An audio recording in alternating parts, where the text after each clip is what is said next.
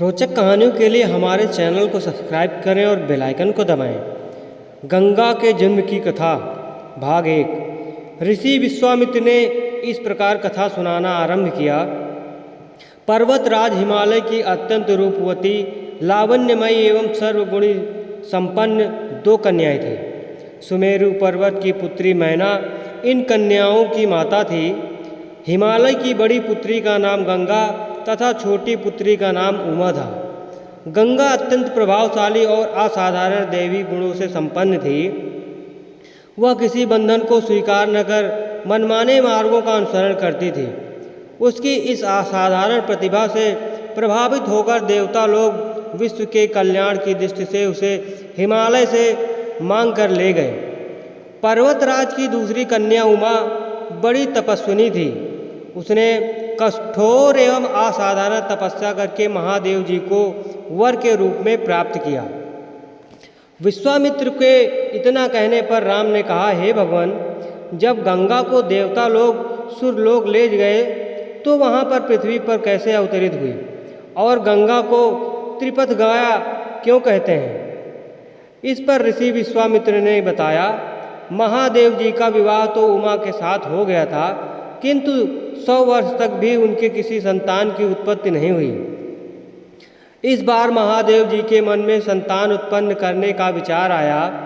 जब उन्होंने इस विचार की सूचना ब्रह्मा जी सहित देवताओं को मिली तो वे विचार करने की लगे कि शिव जी के संतान के तेज को कौन संभाल सकेगा। उन्होंने अपनी इस शंका को शिव जी के सम्मुख प्रस्तुत किया। उनके कहने पर अग्नि ने इस भार को ग्रहण किया और परिणाम स्वरूप अग्नि के समान महान तेजस्वी कार्तिकेय का जन्म हुआ। देवताओं के इस षड्यंत्र से उमा के संतान होने में बाधा पड़ी तो उन्होंने क्रुद्ध होकर देवताओं को श्राप दिया कि भविष्य में वे कभी पिता नहीं बन पाएंगे। इस बीच सुरलोक में विचरण करती हुई गंगा से उमा की भेंट हुई। गंगा ने उमा से कहा कि मुझे सुरलोक में विचरण करते हुए बहुत दिन हो गए। मेरी इच्छा है कि मैं अपनी मातृभूमि पृथ्वी पर विचरण करूं। उमा ने गंगा आश्वासन दिया कि वे उसके लिए कोई प्रबंध करने का प्रयत्न करेंगी। वत्स राम, तुम्हारी ही अयोध्यापुरी में सगर नाम के एक राजा थे। उनके कोई पुत्र नहीं था। सगर की पटरानी केसनी विदर्भ प्रांत की राजा की पुत्री थी। केसनी सुंदर, धर्मात्मा और सत्यपरायण थी। सगर की दूसरी रानी का नाम सुमति था, जो अरिष्टनेमि की कन्या थी। दोनों रानियों को लेकर महाराज सगर हिमालय के भृकुट श्रवण नामक प्रांत में जाकर पुत्र प्राप्ति के लिए तपस्या करने लगे। उनकी तपस्या से प्रसन्न होकर भृगु ने उन्हें वर दिया कि तुम्हें बहुत से पुत्रों की प्राप्ति होगी। दोनों रानियों में से एक का केवल एक ही पुत्र होगा, जो कि वंश को बढ़ाएगा, और दूसरी के 7000 पुत्र होंगे। कौन सी रानी कितने पुत्र चाहती है, इसका निर्णय वे स्वयं आपस में मिलकर कर लें। केसनी ने वंश को बढ़ाने वाले एक पुत्र की कामना की और गरुड़ की बहन सुमति ने 7000 बलवान पुत्रों की। उचित समय पर रानी केसकी ने असमंजस नामक एक पुत्र को जन्म दिया। रानी सुमति के गर्भ से एक तूबा निकला, जिसे फोड़ने पर छोटे छोटे 7000 पुत्र निकले। उनका सबका लालन पालन पोषण भी घड़ों में रखकर किया गया। कालचक्र बीतता गया और सभी राजकुमार युवा हो गए। सगर का ज्येष्ठ पुत्र असमंजस में बड़ा दुराचारी था और उन्हें नगर के बालकों को सरयू नदी में फेंककर उन्हें डूबते हुए देखने में बड़ा आनंद आता था। इस दुराचारी पुत्र से दुखी होकर सगर ने उसे अपने राज्य से निर्वासित कर दिया। असमंजस के अनुसार अंशुमान नाम का एक पुत्र था। अंशुमान अत्यंत सदाचारी और पराक्रमी था। एक दिन राजा सगर के मन में अश्वमेध यज्ञ करने का विचार आया। शीघ्र ही उन्होंने अपने इस विचार को कार्य के रूप में परिणित कर दिया।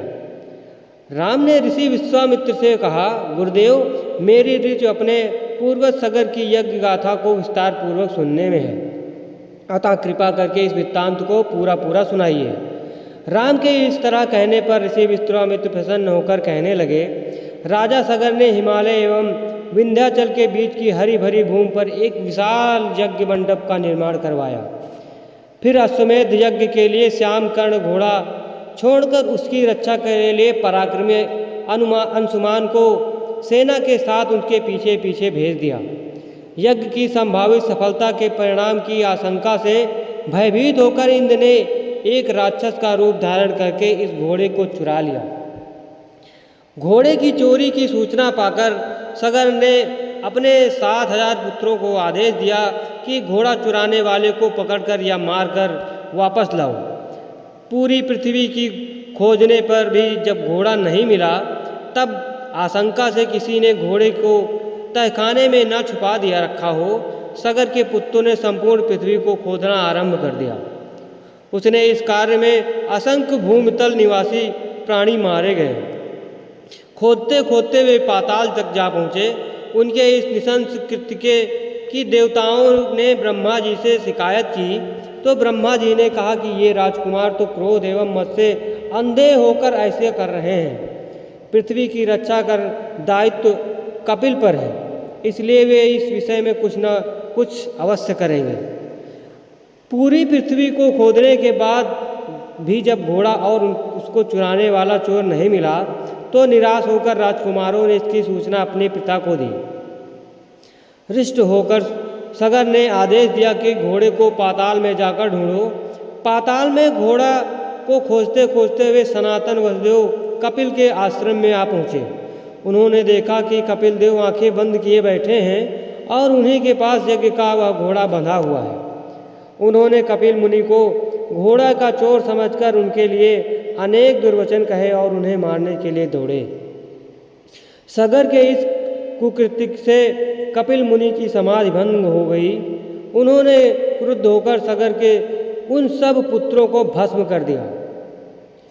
दोस्तों, इसके आगे की कथा को सुनने के लिए हमारे चैनल को सब्सक्राइब करें और बेल आइकन को दबाएं। इसकी आगे की कथा आपको कल मिलेगी, इसलिए चैनल को सब्सक्राइब करके बेल आइकन को दबा लें, ताकि मैं जब भी इसका दूसरा पार्ट अपलोड करूँगा तो आपको उसका नोटिफिकेशन मिल जाए। धन्यवाद।